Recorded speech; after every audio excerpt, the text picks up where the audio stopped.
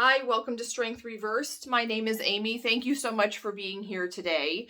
I have the next video in my Decks from Friends series that I'm doing this summer, and I'm very excited to share this deck with you because I kind of knew that eventually it would come into my life, but that I wasn't really supposed to buy it. But here it is, and I'm going to tell you all about the Murder of Crows Tarot. So that will be coming up next. But my friend Jason from Tarot by the Pines sent me some candles from Goose Creek. They are lovely, and I could not decide which one to light first. So I chose two of them and then put on my Instagram a little poll. One of them was Succulents, which I think is my favorite. It smells amazing. It smells Victorian. I don't know how else to explain it. But the other one was Pink Beach, and that was the overwhelming winner. And I promised smell-o-vision, so I'm going to do my best to express how this smells. I did light it before because I knew if I lit it on camera and the wicks were new, I'd be sitting here for 10 minutes trying to light a candle. So, how does it smell? Close your eyes for the smell-o-vision. Imagine yourself standing on a beach. There's no one around. It's just you. There's a breeze. The waves are crashing. It's nice and sunny. And then you walk in to a beautiful, boutique-y kind of beach house with shells everywhere. That's what this beach house would smell like. It's just yummy and ocean air and maybe a little vanilla. It smells divine. I can see myself lighting this in the middle of winter to take me back to a happier place. So I'm going to light this. It was a good choice, by the way, and I am going to put a couple more choices on Instagram for the next video. I am back at school. Students start on Tuesday. It's kind of a weird year. So Monday, tomorrow, I have to go back. But if they let me light candles in school, I'd take this. But we're not even allowed to have candles because they don't trust us to not burn the place down. So the Murder of Crows Tarot. My friend Manuela from Place of Stillness sent me this. She was kind enough to think of me. And I was not expecting, when she said Murder of Crows, I was not expecting the limited edition. Limited, yes. Now, here's how I found out about this deck. I am not someone who finds out about decks before they come out. I am the last to know. That's just, how I roll. But not this past January, but the one before that. So I guess January 2000. Ethany posted in her 31 Days of Tarot, one of the prompts was, what decks are you excited about that are coming out this year? Well, I don't scroll through Kickstarter or any of the catalogs, and I did it just for that prompt. So that's how I found the Titanic Tarot, because I was looking on Kickstarter and knew I had to have that. But then when I saw this in the Los Scarabeo catalog, I immediately, started drooling all over myself. I just thought this was the awesomest deck, and it was one of those that stuck with me. And that's how I know that maybe I'm supposed to, experience the deck, is when it keeps sticking with me even a year and a half later. So this was the Murder of Crows limited edition. Only less than 3,000 copies were made. What makes it limited is that the other decks, the non-limited edition decks, are black and white, and this one has, let me find the majors. This one has splashes of red on it. So this is the Fool card. And this is the back of the cards. I'll show you that now. They are reversible. Now, this card, I'm sure some people would find very dark, and I'm sure that some people would not like that, but I don't find it, I find it dark, but I don't mind that. They're very, very dramatic and beautiful, and that's what I liked about these cards. The cardstock, if you're a cardstock person, it's very glossy. It's nice and sturdy. So that's a plus for me. Now, I don't riffle, I just overhand, so this will definitely work for me. Of course, it is begging to be edged. Now, whether I edge it in black or red, I'm not sure. What do you think? Maybe comment on that, black or red. I'll show you the deck and then you can make a decision. The limited edition also has 2 extra cards, and these extra cards are double-sided.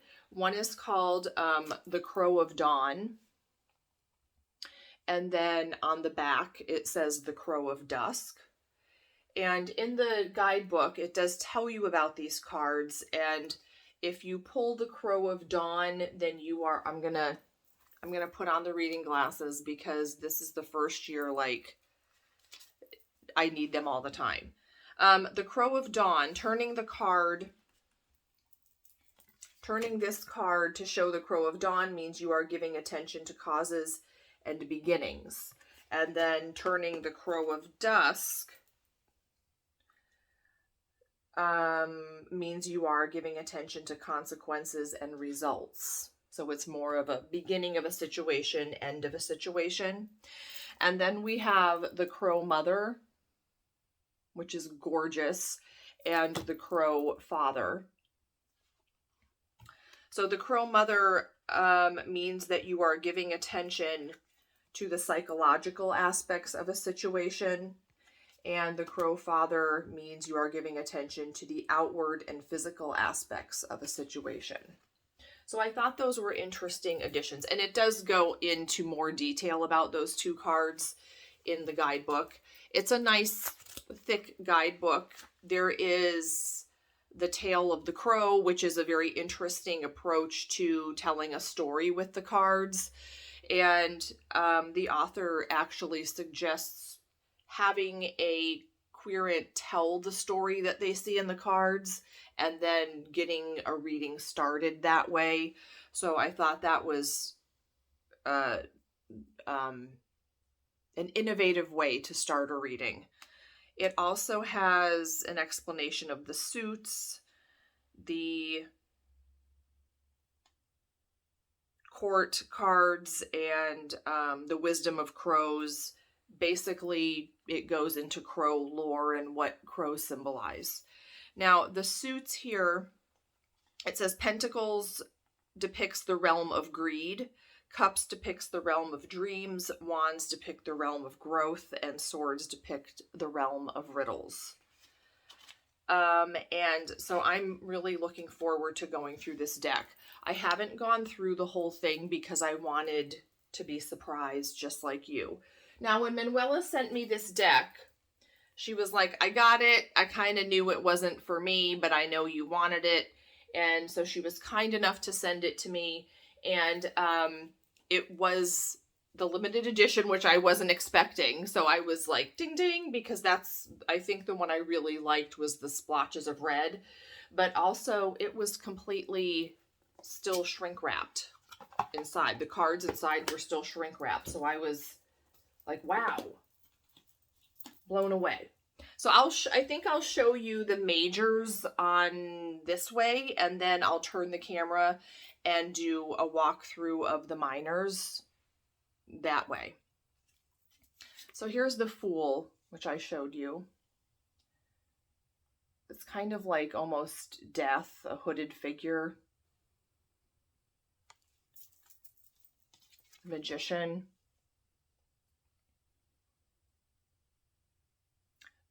He also, the author talks about masks in the guidebook, and there are some masks depicted in the deck, kind of like the, plague doctor masks, which my son used to be obsessed with, the plague doctor masks. He wanted to be a plague doctor for Halloween. This is the card that I saw in the catalog that I just fell in love with and thought, I want that card. Even if this is the only card I like, it would be worth it to get the deck just for this card. And it would make a nice tattoo if anyone's looking for a tarot tattoo. The Empress. I love her. The Emperor.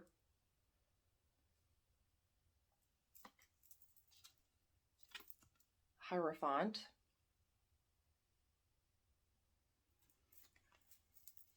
The Lovers.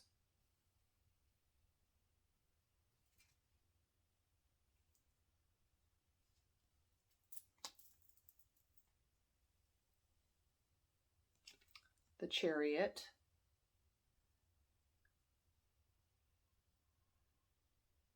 I usually don't like faces in moons, but there are a couple of moons in this deck that do have faces, and I think it lightens the card a little bit. There's one of those masks. Here's another mask in Strength.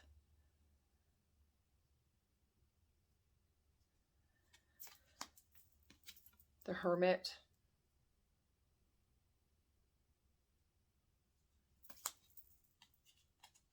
The Wheel. God, these are so dramatic, and I love that.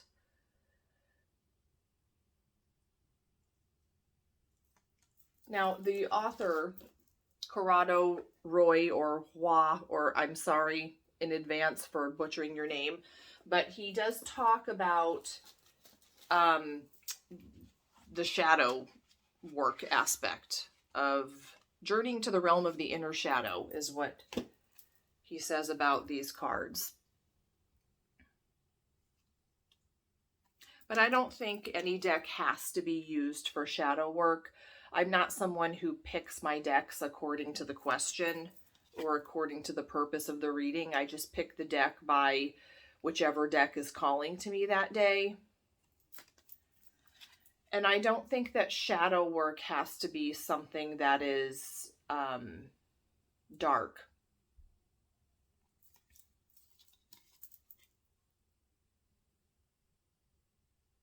Or scary. Here's the Star.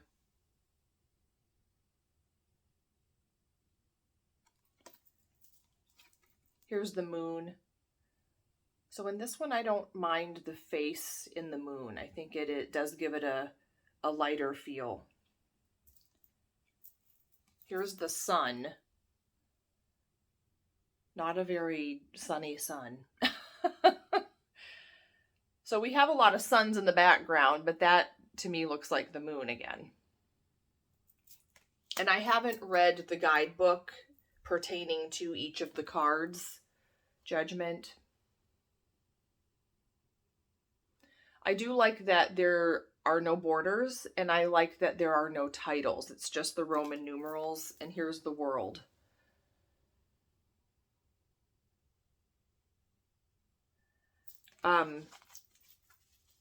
But there are titles on, well, you'll see on the minors. It has the number and a little symbol of which suit it's working with.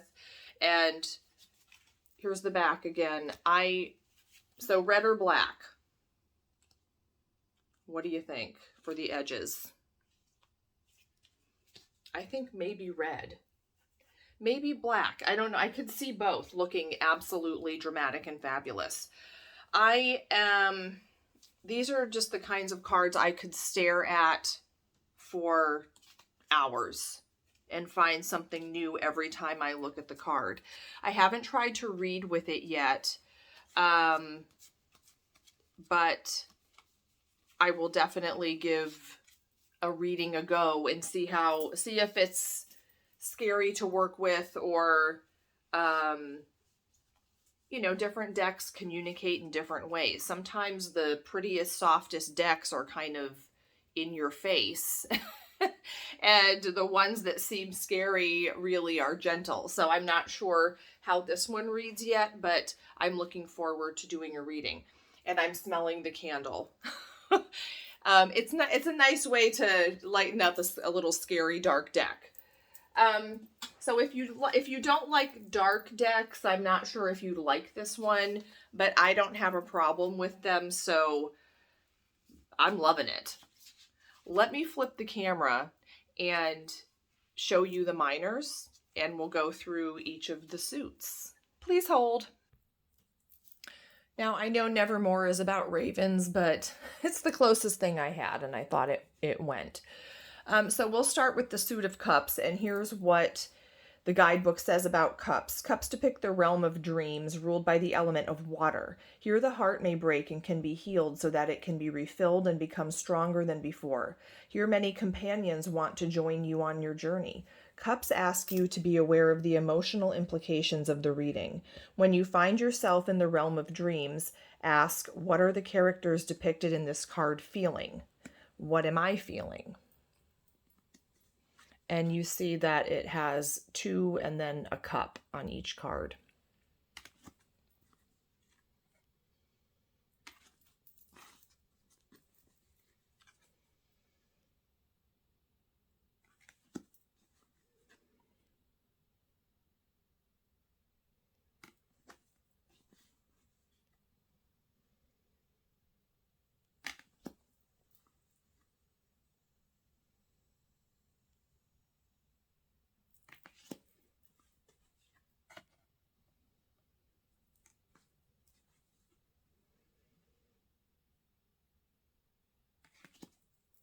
I wish I had a side-by-side of this edition and the regular edition, just to see which one, how the cards are different in each deck.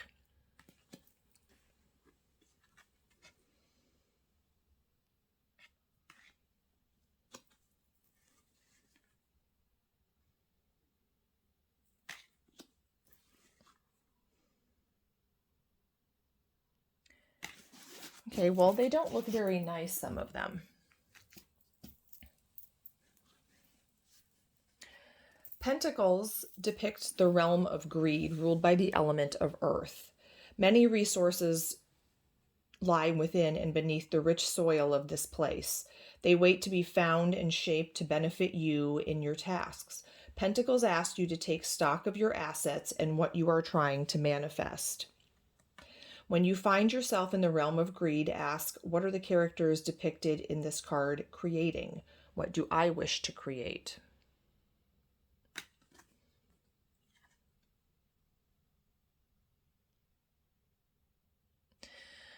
Now, I'm going to also read what the author wrote about masks, because many of the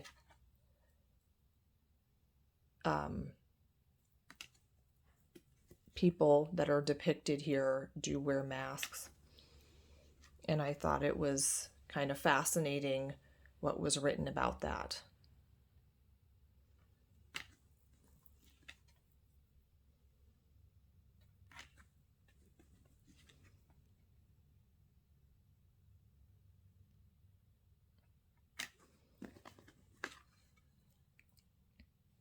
This is the page.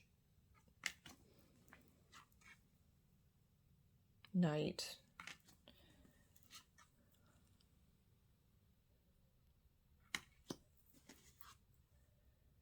And the king. So here's what the masks say. Many of the denizens of this spectral realm have hidden their features behind dark masks cleverly shaped to resemble the beaked face of a crow. While such a mysterious visage may seem disconcerting at first, there's more to these creatures than meets the eye. In our own world, these masks were once donned by those medical practitioners who specialized in treating persons afflicted with the plague known as the Black Death as it raged across Europe. The masks allowed them to keep a safe distance from their patient, and the beak could be stuffed with healing herbs that were purported to keep the plague doctors safe from the disease's deadly miasma while they treated their patients. However, among these healers were many charlatans that preyed upon the weak and weary, selling false cures. This means, dear traveler, you must be cautious as you journey through this realm and come into contact with these strange figures. Not everyone you meet will be not everyone you will meet in the cards is an ally, and you must learn to trust your intuition when determining who is a friend and who is a foe.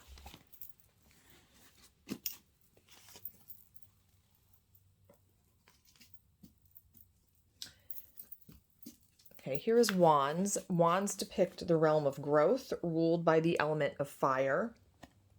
This is a place of unexplored potential and adventures waiting to be undertaken by those with the courage to clear away the biting vines and vicious thorns. Wands give you signs of how to use your energy and willpower. When you find yourself in the realm of growth, ask, what do the characters depicted in this card desire? What do I desire?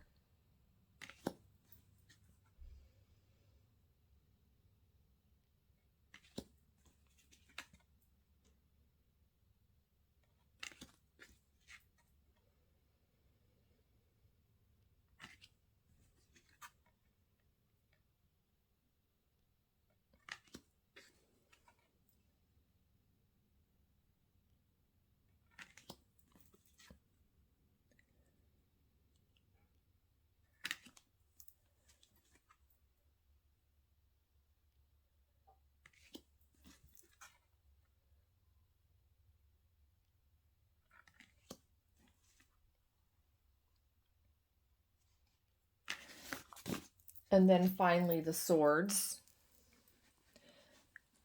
which can be a pretty scary suit on its own, let alone in a deck like this.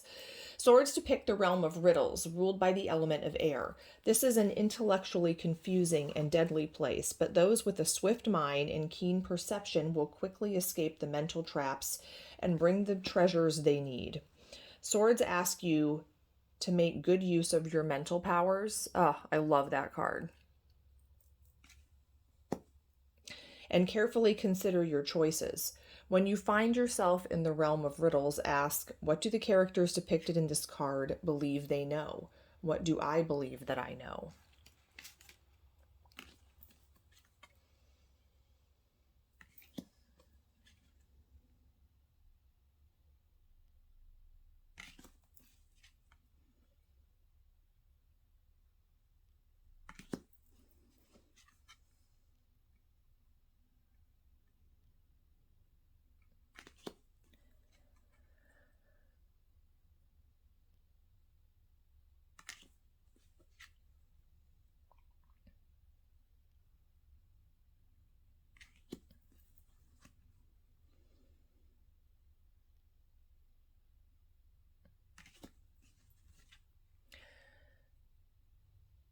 As I'm looking through these cards, this is the Queen.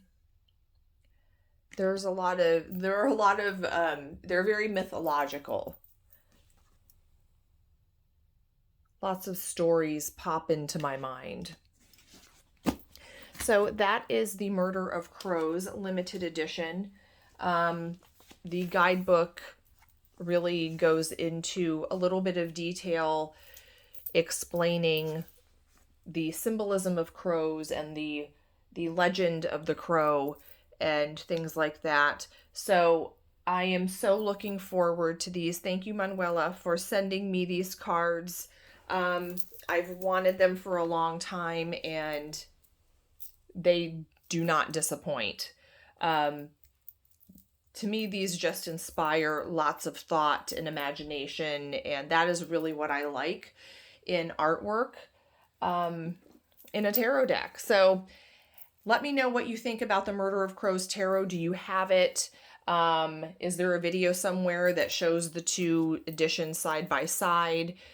Anyway, and most importantly, what color should I edge the deck?